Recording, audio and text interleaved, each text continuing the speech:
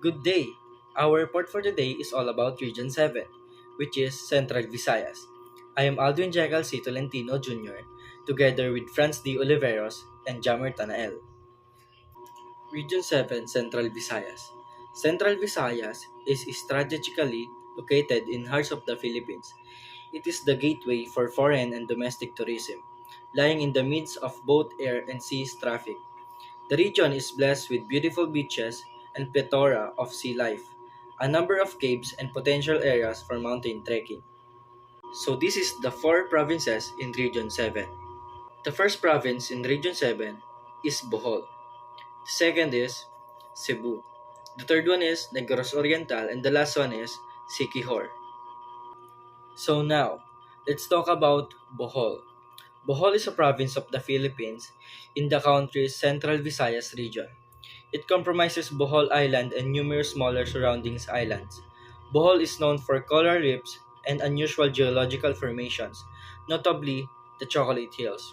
Bohol is known for its unique geological features, including the famous Chocolate Hills, which are a group of conical hills that turn brown during the dry season.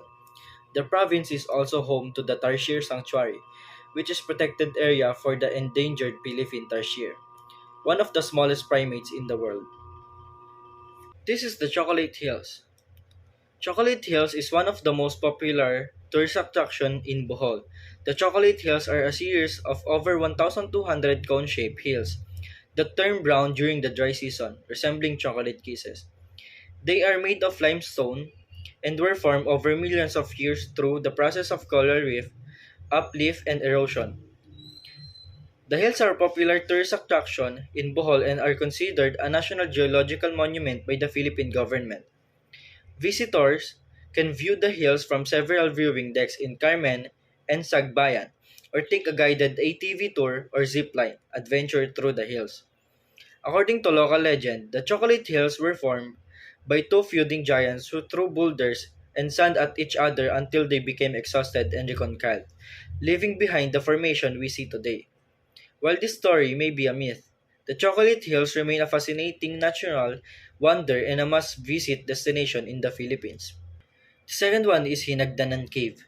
Hinagdanan Cave is one of the most beautiful Bohol tourist attractions. It features a pool of clear water where you can swim under the stunning stalactites and stalagmites. Hinagdangan Cave is a natural wonder located in the municipality of Dawis, Panglao Island, Bohol, Philippines. The cave is a popular tourist attraction and is known for its unique rock formations, clear waters, and stunning natural beauty. The cave was discovered by a local farmer in the 1950s when he accidentally stumbled upon it while clearing his island. The farmer named it Hinagdanan, which means laddered.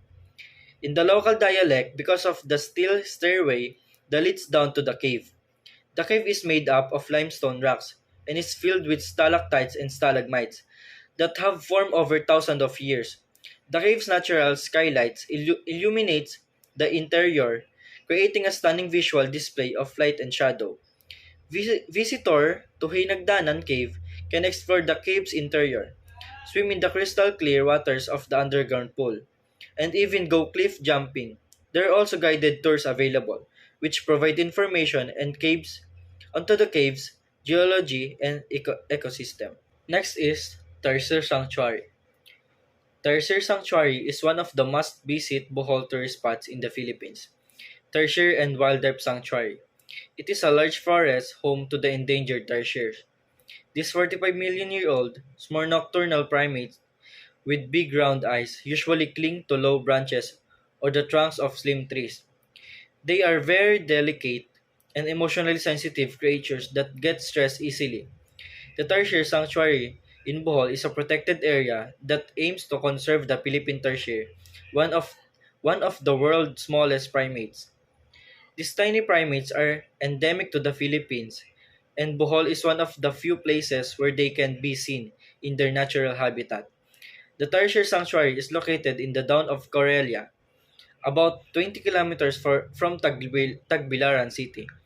It is a forested area that has been preserved especially for the tarsiers, which are nocturnal and arboreal creatures. The sanctuary provides a safe and natural habitat for the tarsiers to thrive, and visitors can observe them from a distance without disturbing them natural behavior. The last one is the Lobok River Cruise. The Lobok River Cruise is a Bohol tour wouldn't be complete without hopping on the famous Lobok River Cruise. Tour guides usually bring their guests here for lunch while exploring the Lobok River. At the middle of the tour, your cruise will stop by at a place where the locals will play musical instruments and perform traditional and dances. The Lobok River Cruise is a popular tourist attraction in Bohol, offering a scenic boat ride along the Lobok River while enjoying a buffet, lunch, and traditional music and dance performances. The cruise starts at the Lobok River Cruise Terminal, which is about 24 kilometers from Tagbilaran City.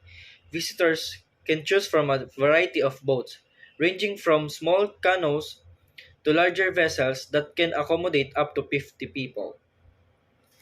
So now, let's talk about the delicacies in Bohol. Ube kinampay polvoron. Ube kinampay polvoron is a delicious Filipino dessert. This is made with purple yam known as ube in the Philippines, and kinampay, a type of sweet potato. Polvoron, on the other hand, is a Filipino shortbread made, made with toasted flour, powdered milk, sugar, and butter. Ube kinampay polvoron is a delicious Filipino dessert that can be found in many parts of the Philippines, including Bohol. While it is not as commonly found in Bohol as other local delicacies, it is still possible to find ube kinampay polvoron in the province. One of the places where you can buy ube kinampay polvoron in Bohol is the Island City Mall in Tagbilaran City. This mall has a food section that offers variety of local delicacies, including ube kinampay polvoron. Other local markets and souvenir shops in Tagbilaran City and other towns in Bohol may also sell this dessert. Next is kalamay. Kalamay is a popular delicacy in the province of Bohol, which is located in the central Visayas region of the Philippines. In Bohol, kalamay is made with glutinous rice, coconut milk, and muscovado sugar, which give a distinct flavor and aroma. One of the most famous places to buy kalamay in Bohol is the town of Jagna, which is known for its sweet and sticky version of the dessert. Jagna is home to several kalamay producers such as the Jagna Confradia Kalamay Makers Association and the J&M Kalamay. Kalamay is a must-try delicacy when visiting Bohol, as it is a delicious and unique dessert that represents the rich culinary heritage of the province. The last one is peanut kisses. Peanut kisses is a popular Filipino cookie that originated from the province of Bohol, specifically in the town of Jagna. This cookie is made with peanuts, sugar, and egg whites, and has a distinct shape that resembled a Hershey's kiss. In Jagna, you can find several local bakeries and stores that sell peanut kisses, such as the Lilia's Peanut Kisses and Jagna Bakery. These shops offer different varieties of peanut kisses, from the traditional plain ones to flavored ones like chocolate and ube.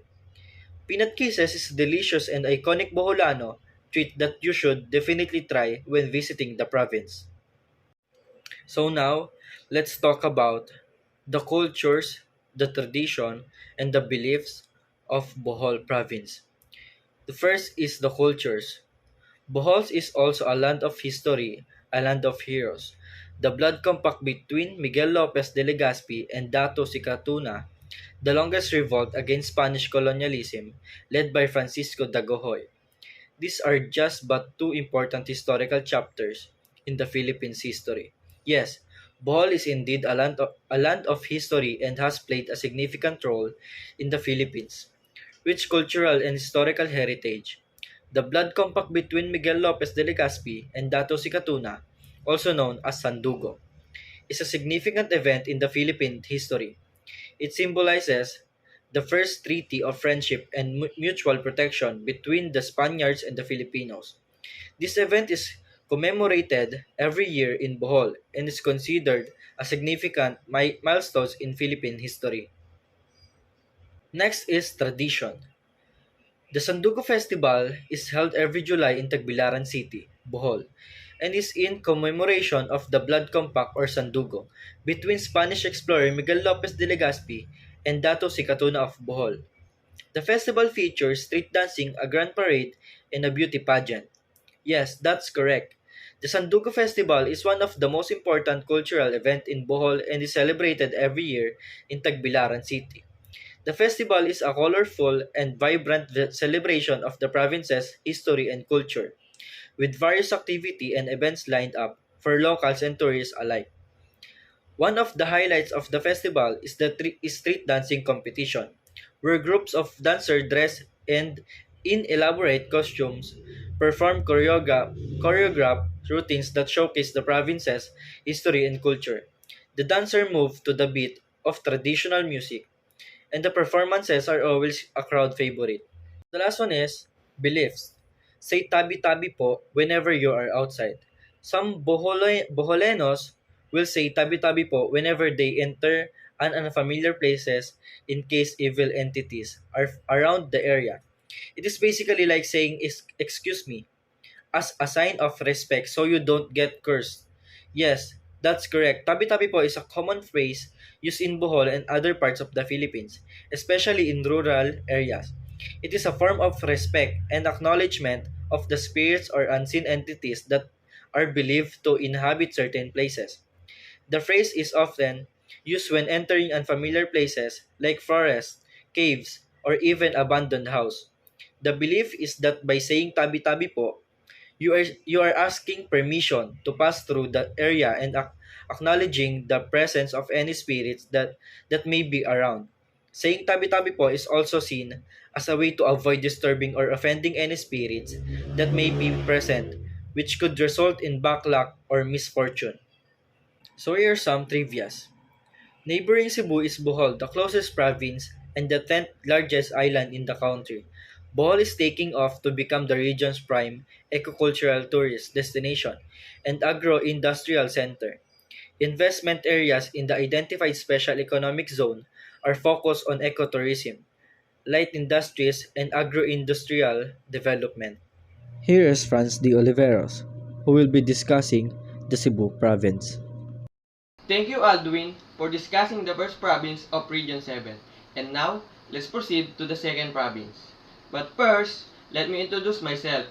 I'm Franz Oliveros and I am here to discuss the second province, which is the Cebu. Welcome to Cebu! Here is the quick history of Cebu. It is known to be a fishing village before the Spaniards came, but became industrialized through the years. It is now one of the most developed provinces in the Philippines. With Cebu City as the center of commerce and industry, Cebu City, the capital of Cebu, is considered to be the oldest city in the Philippines. Cebu is the center of economic activities in the Visayas and Mindanao areas. It is also the second largest central urban economic center in the country. Cebu is based to over 80% of inter-island shipping capacity in the Philippines. Cebu offers a wide range of world-class amenities such as luxury hotels, beach resorts, first-class restaurant, and golf courses. The latest in sports and recreational facilities are also available in the province. And now, let's talk about their tourist destination. The first one is the Kawasan Falls. Kawasan Falls is a 12-meter tall waterfall plunging into turquoise jungle waters in Badyan, Cebu. It is said to be the most beautiful and consequently the most popular waterfall on Cebu and perhaps even in all of the Philippines. Kawasan Falls is one of the top Cebu South tourist spots. It is a three-stage cascade of clear turquoise water from mountain spring of Montolongan mountain range. The second tourist destination is Himala Church, one of the most beautiful churches in Cebu, and was built by a group of Marian monks from Eucharistic Adoration of Pampanga in 1998. From afar, it looked like a castle with the image of the Virgin Mary at the center. The statue reportedly shed tears of blood on her birthday on September 8. Simala Church is a prestigious castle-like structure that tourists flock to. Home to the Monastery of the Holy Eucharist, people from all over the world visit this pristine church to witness traditions. And the third tourist destination is the Temple of Leia. Dubbed as Cebu's version of India's Taj Mahal, the Temple of Leia has been attracting foreign and local tourists for its Greek-inspired architectural shrine. This is one of the top cultural and historical sites worth adding to your itinerary in Cebu City. Aside from photo opportunities given, the exquisite architecture of the temple, you will be able to learn more about the dedication and love of husband to his wife. And the last tourist destination is Sarao Flower Garden. Sarao Flower Garden is one of the top Cebu attractions. You can find different kinds of flower on the farm like celosia, the most famous of them all. It is best known for its celosias which look bright flames, usually in red and yellow.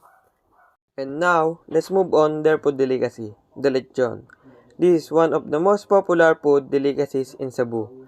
You can also find this roasted pig dish in other parts of the country. But what sets lechon de Cebu apart from other, it is distinct flavor attributed to the stuffed spices like tanglad or lemongrass, garlic, onions, and black pepper. Why is Cebu famous for lechon? Because unlike in other regions in the Philippines, Cebu lechon is known for its crispy crust achieved through its unique roasting method. Let's proceed to their culture, tradition, and beliefs. First, their culture. Cebu is kaleidoscope of varying culture and lifestyle. A meeting of East and West, a fusion of things traditionally and modern.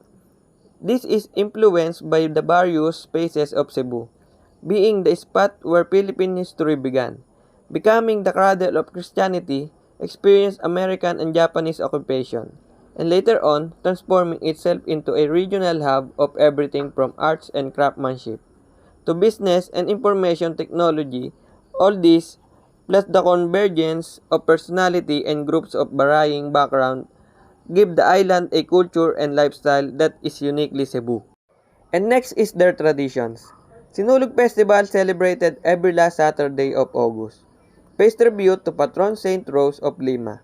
It promotes the Mag-abo forest that shelters the renowned but endangered Black Shama or Siloy. This was the statue of the baby Jesus that was handed to the Raha Humabon of Cebu by Portuguese explorer Ferdinand Magellan in 1521. And lastly is their beliefs, Simbako. When talking about bad things, Simbako is local variation of knocking on wood. Many of the locals believe that saying Simbako can prevent any untoward incident from happening. If you want to do this, simply tap on a piece of wood while saying the word Simbako. Okay, let us know. Did you know that Cebu is the home of the first Filipino hero? Have you heard about Lapu-Lapu? Lapu-Lapu was the first ruler of portion of Cebu, which is known as Mactan. He was able to fought and win the battle against Ferdinand Magellan, who was with Spanish colonizer during April 1521. And that's all for Cebu. History of Negros Oriental. Originally called Buglas, its name was changed by the Spaniard who colonized the country, referring to the dark-skinned natives that will live in island. The Spaniards changed its name Negros at first. The province was part of Cebu until was turned into a independent military district in 1734. These are the tourist destinations in Negros Oriental. Apo Island. Kawasan Falls is 12-meter tall waterfalls flooding into turquoise jungle waters in a Baldian Cebu. It is said to be the most beautiful and consistently the most popular waterfalls on Cebu, and perhaps even all the Philippines. Balanong Lake, one of the most beautiful churches in Cebu, and was built by a group of Marian monks from the Eucharistic Adoration of Pampanga. In 1998, from afar, it looked like a castle with the image of the Virgin Mary at the center. The statue reported by shed tears of blood of her birthday on September 8. Mount Canlaon. Mount Canlaon is the highest active volcano in Negros Oriental and the entire Negros Island with an elevation of 2,465 meters above sea level. Casaroro Falls. Casaroro Falls is a majestic natural tourist destination in Negros Oriental, tucked in the mountain of the province. Next, these are the Negros Oriental delicacies: chicken halang-halang, fish kinilaw, maruya. Chicken halang-halang, a soup of chicken in coconut milk with ginger, papaya and green leaves with chili and pepper. Fish kinilaw, a raw fish in a vinegar, lime or calamansi, or all the three combined with a chopped garlic and onion, tube, tomatoes, crushed and chopped ginger in tiny slices, onion leaves or chopped celery. Maruya, a slice of masaba, banana in a batter of flour, sugar and egg, deep fried and dusted with a white sugar. These are the culture, tradition, and beliefs. Culture. Each town in Negros Oriental celebrate an annual fiesta, usually dedicated to a saint who is patron of the town. In some larger towns, they are particular fiesta or specific neighborhoods or barangays. Tradition. Indigenous tradition, Babaylan is a spiritual healer, folk therapist, wisdom keeper, and philosopher, a woman who has vast knowledge of healing therapies. Beliefs. Aswang is a mythical creature that is often portrayed as a witch or a monster that feeds on human pelts. Many people believe in the existence of aswang and are said to have a various way towards them off, such as using garlic or hanging on rosary in their homes. Did you know Negros Occidental is a province occupied the northwest part of Negros? It is the fourth most populated province in the Philippines, known for its chicken inasal and its booming sugar industry. Nicknamed the Sugar Bowl of the Philippines and home to one of the Philippines' active volcanoes, the majestic Mount. History of Siquijor. In the province of Siquijor, trades developed in district dominated by the small and micro traders. Trading constitutes the backbone of the commercial activities. Siquijor is the capital municipality of the island province of Siquijor. It served as the provincial capital. Are the tourist destination of Siquijor. St. Francis of Assisi Church. St. Francis Assisi Church was established on February 1, 1783. It was administered by secular price, and the construction of this stone church was initiated by P. Setten. The convent was built to be a hiding place of pirates. Cambughayan Falls. Located in the town of Lassi, Cambughayan Falls, Siquijor is considered as one of the most beautiful waterfalls in the Philippines because it is a turquoise, clean and warm water originating from natural sources. Next, Cantabon Cave. Cantabon Cave. Discover the subterranean beautiful of the province where you can see many stalactites, stalagmites, and the rock formation that will stir your imagination. Next, Siquijor Butterfly Sanctuary.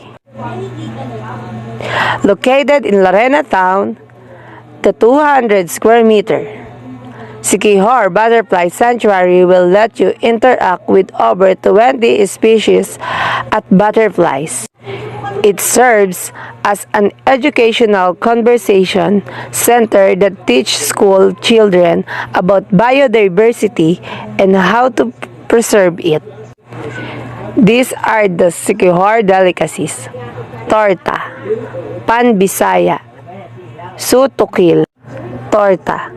This pastry has its local name, derived from Spanish term from cake. This small but filling little cake is good enough to make you full and energy for a quick breakfast. Made of egg mixed with flour, milk, and other ingredients. Pan Bisaya. The famous bakery in the province is not located within the hourglass display of baked breads, but in a hut of charcoal, oven, and long table with few bakers. Sutukil. This bayan medley is a common staple in Visayas house where they prepare their fresh catch is sugba, tula, and kilawin ways of cooking. These are the cultural tradition and beliefs. Culture, Folk Healing Festival, Black Saturday, San Antonio, Siquijor. Herbalists from all over the Visayas and Mindanao meet in the barangay of San Antonio where medicinal poison are the commonly prepared. Using the traditional method practicing since ancient times. Traditional Solili Festival, September, Siquijor. Taking after the tradition in Lasi, Siquijor, the Solili Binalayi is a marriage ritual where both parents of the bride or groom prepare a feast and take turn in advising the couple on the realities of marriage.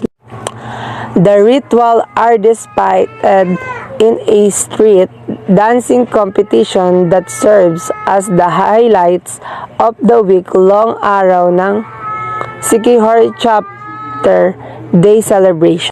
Believes love poison or gayuma, as a people in the Philippines call it, are widely available in Siquijor.